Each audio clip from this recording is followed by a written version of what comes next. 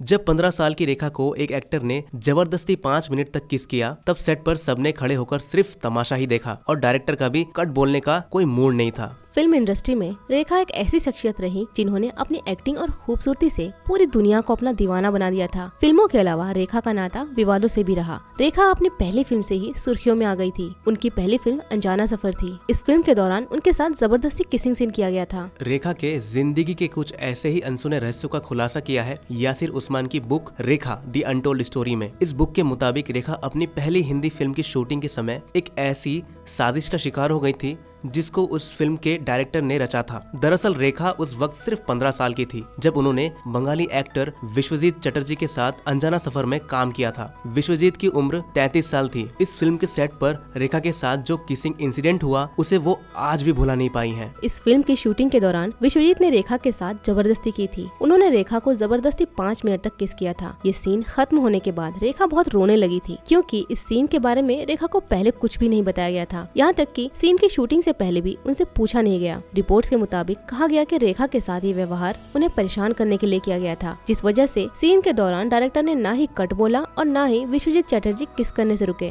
Film के release होने के बाद इस किस को लेकर खूब बवाल मचा, जिसके बाद विश्वजीत चटर्जी ने सफाई देते हुए कहा कि ये फिल्म के लिए बेहद जरूरी था और ये उनका नहीं बल्कि डायरेक्टर का आइडिया था। फिल्म के इस सीन पर सेंसर बोर्ड ने भी कैची चलाने की कोशिश की थी। ये मामला कोर्ट तक पहुंच गया और कोर्ट ने खोसला कमेटी बनाई। कमेटी ने जांच के बाद कहा था कि सीन 2 लोगों का पर्सनल मामला है। अगर उन दोनों को इसमें कोई आपत्ति नहीं है तो किसी तीसरे को भी नहीं होनी चाहिए। ये मामला इतना बढ़ गया था कि अमेरिका की लाइफ मैगजीन में इस पर कवर स्टोरी छपी थी। स्टोरी का टाइटल था the kissing crisis of India. इस मैगजीन को फोटो चाहिए थी, इसीलिए दोबारा रेखा और विश्वजीत को बुलाकर ये किसिंग सीन शूट करवाया गया था। बता दे कि इस फिल्म की शूटिंग 1969 में हुई थी, लेकिन कई कंट्रोवर्सीज की वजह से ये फिल्म 10 साल बाद तो शिकारी के नाम से रिलीज हुई थी। इस फिल्म के किसिंग सीन ने रेखा को रातों रात चर्चित कर दिया था। इसी तरह रेखा और विनोद मेहरा की शादी के दौरान का एक किस्सा भी यासिर उस्मान की किताब में बताया गया है। बहुत लोगों को पता है कि रेखा ने चोरी छुपके एक्टर विनोद मेहरा से कोलकाता में शादी कर ली थी। जब वह दोनों कोलकाता से शादी करने के बाद मुंबई लौटे तो नई नवेली दुल्हन रेखा का स्वागत चप्पल से किया गया। विनोद मेहरा की मां इस शादी को लेकर बेहद नाराज थी और वह रेखा को पसंद नहीं करती थी। जैसे ही रेखा आशीर्वाद लेने के लिए झुकी तो तुरंत उनकी सांस ने उन्हें ढकेल दिया। उन्होंने रेखा को मारने के लिए चप्पल भी निकाली और उन्हें घर में घुसने से मना कर दिया। इसके अलावा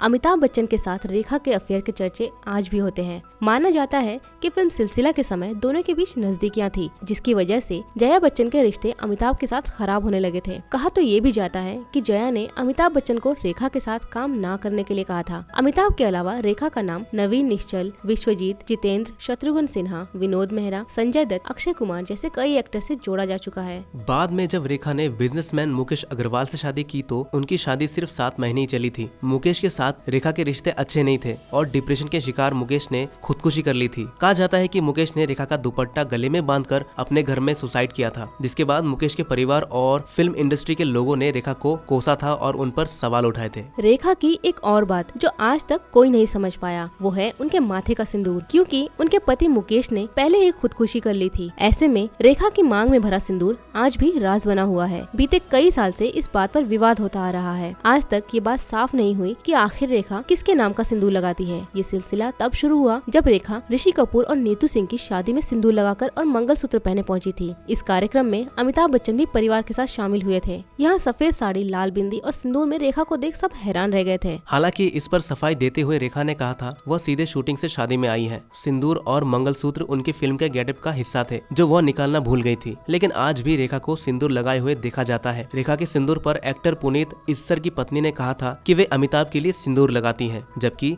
रेखा ने एक अवार्ड फंक्शन में कहा था कि जिस शहर से वह आती है वह सिंदूर लगाने का फैशन है। वहीं 2008 में एक इंटरव्यू में रेखा ने कहा कि उन्हें लोगों की प्रतिक्रियाओं से फर्क नहीं पड़ता। उन्हें लगता है कि सिंदूर उन पर जचता है और इसलिए वे उसे लगाती हैं। तो दोस्तों, कैसी लगी आपको ये कहानी? कमेंट में जरूर बताएं और ऐसे ही बॉलीवुड के अनसुने किस्सों को जानने के लिए बॉलीवुड किस्से को अभी सब्सक्राइब करें।